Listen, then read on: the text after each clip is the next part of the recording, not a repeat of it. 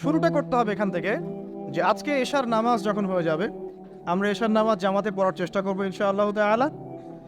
জামাতে নামাজ পড়ার পরে বাসায় গিয়ে খাওয়া দাওয়া করেই ঘুমিয়ে পড়তে হবে।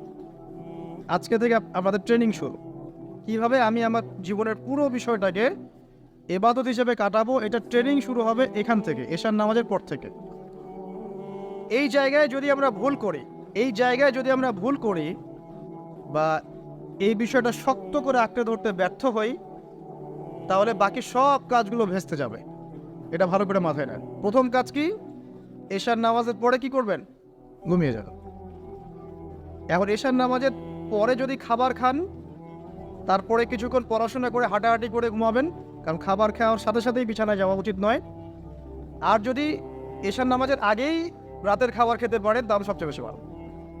এইটাই সুন্নহসম্মত, এশার নামাজের আগেই রাতের খাবার খেয়ে ফেলা, মাগরিব থেকে এশার মধ্যেই রাতের খাবার খেয়ে ফেলা, তারপরে মসজিদে এসে নামাজ পড়ে বাসায় গিয়ে ঘুমানো। তো এটা সবচেয়ে বেস্ট। এখন ঘুমানোর আগে কি করবেন? ঘুমানোর আগে আপনি প্রথমত পড়বেন আয়াতুল কুরসি। আয়াতুল কুরসি কোনটা?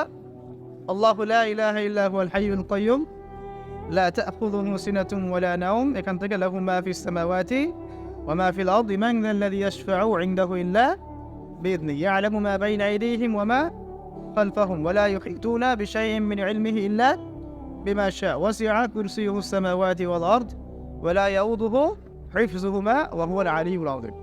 সূরা বাকারার আয়াত নাম্বার 255। সূরা বাকারার আয়াত নাম্বার 255 হচ্ছে আয়াতুল কুরসি। ঘুমানোর আগে আয়াতুল কুরসি পড়বেন বিছানায় গিয়ে। তারপরে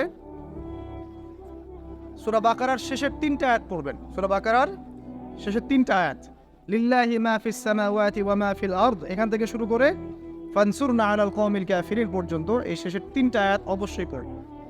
ঘুমানোর আগে যে ব্যক্তি আয়াতুল কুরসি পড়বে, আল্লাহর পক্ষ থেকে একজন ফেরেশতা তার কাছে থাকবে সারা রাত।